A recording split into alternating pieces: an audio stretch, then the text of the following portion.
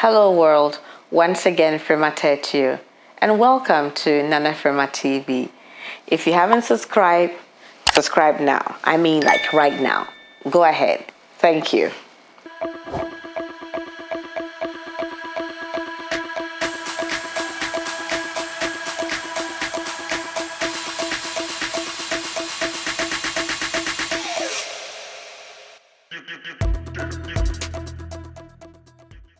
So from the title of this video, you can tell what it's all about. So Ghana Police has done it again.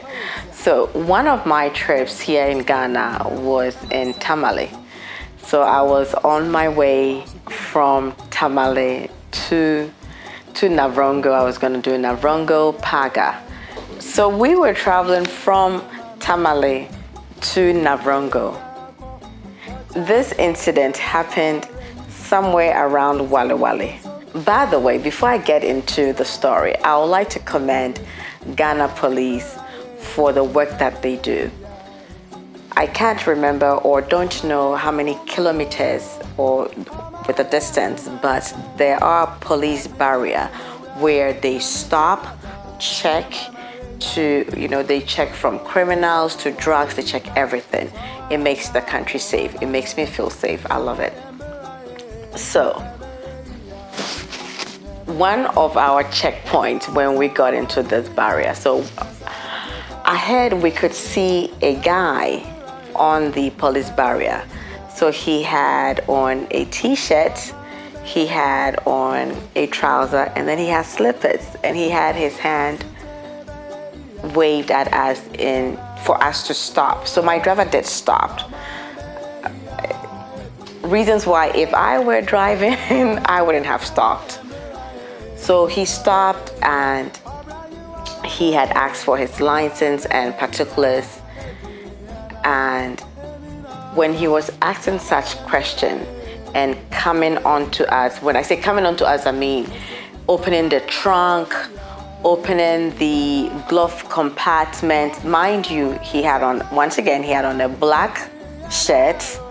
He had on his trousers, I don't remember whether it was black or brown. And then he had slippers. He had slippers on.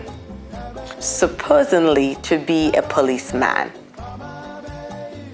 To me, it got me scared.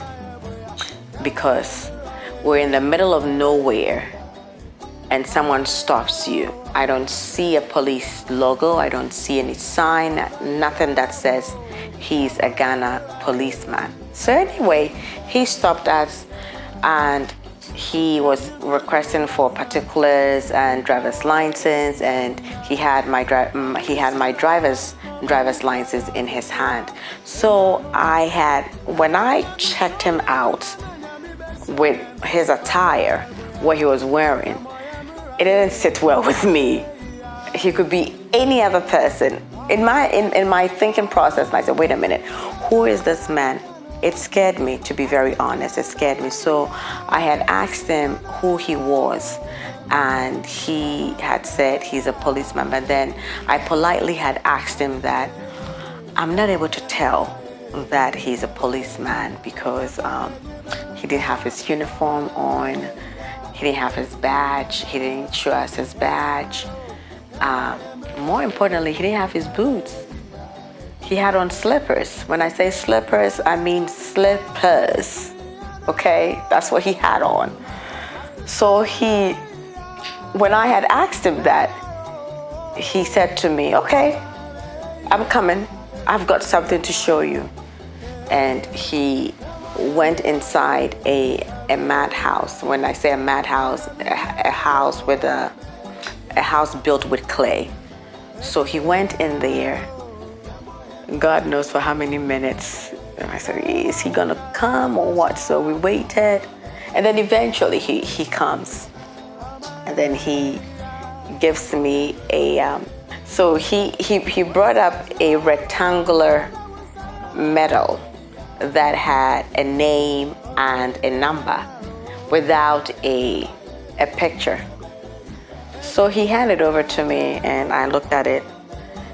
And then I had asked him, I said, this is not enough for me. And I said, anyone can give me a name and a number underneath it, it doesn't prove, or it doesn't show any proof that you are who you are.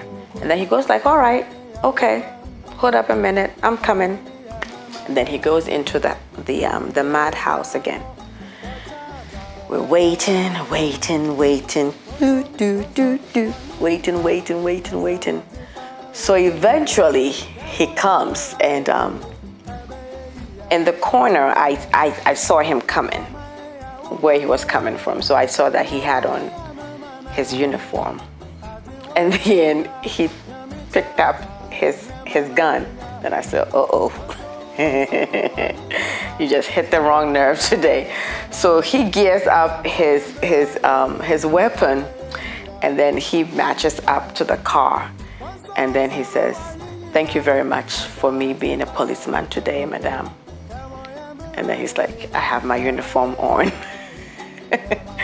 He came up fully dressed as a policeman, and so now I see that he's a policeman. So now he's telling me, so now you see that I'm a policeman, I'm all dressed up, there's my uniform, my name and all that.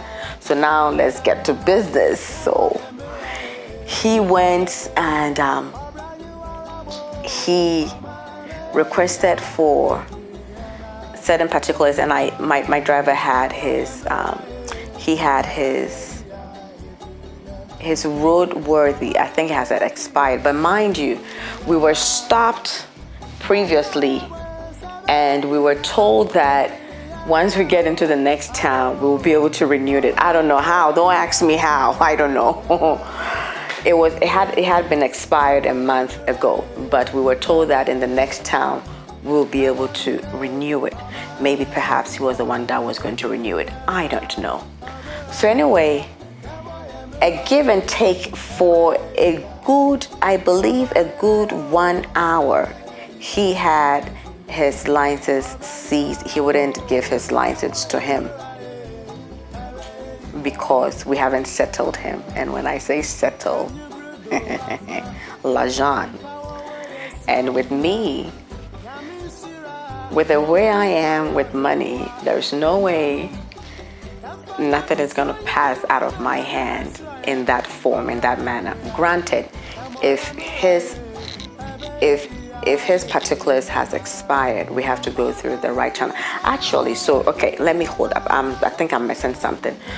His insurance actually was up to date, but when he scans the QR code, although he scans the QR code and gives him information, according to him, he has to type in a particular code or a number that he was not finding in the system. And because he wasn't finding the system, he was not accepting the QR code, which doesn't make sense to me.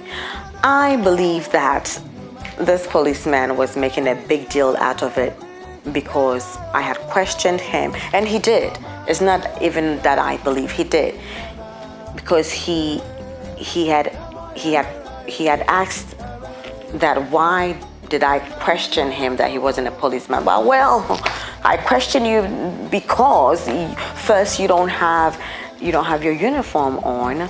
Your T-shirt that you're wearing doesn't have the Ghana police logo on it. You're wearing slippers, for Christ's sakes. Of course I'm going to question you. Any Jack or Tom can show up on the road and wave his hand, and the next minute that we know, we've heard stories where people are being ambushed, and like I mentioned, we're in the middle of nowhere, and I was not going to be the one or put my crew in danger for an ambush. So, but he made a big deal out of it because I questioned him the way that he was dressed.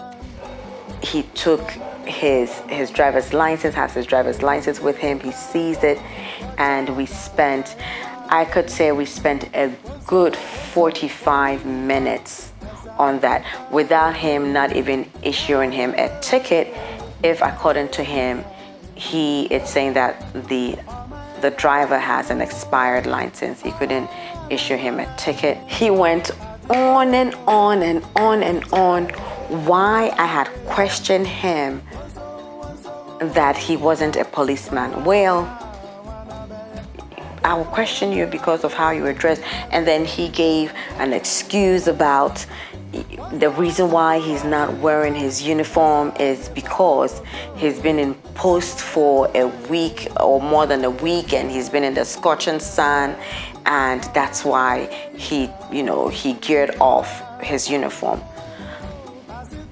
I'm not Ghana police. I'm not the corporate or the deputy of Ghana police. I didn't push you there.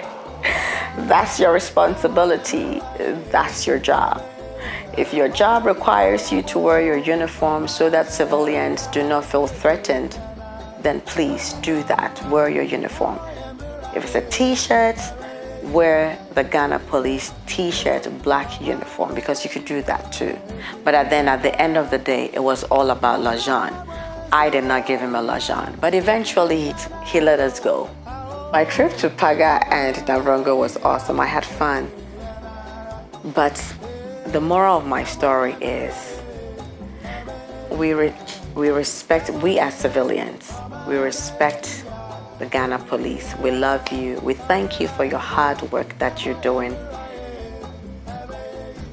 But you have to put a respect on the uniform. The respect on the uniform is very important. You are the ones that enforce the laws. You are the ones that protect us. So please and please respect the Ghana police uniform. Respect it. Respect your work. Respect your work. Respect the work. Respect the uniform. And hey, if you've been posted somewhere, wear your uniform. Don't be in civilian clothes and slippers. We don't know who you are. We feel threatened by that.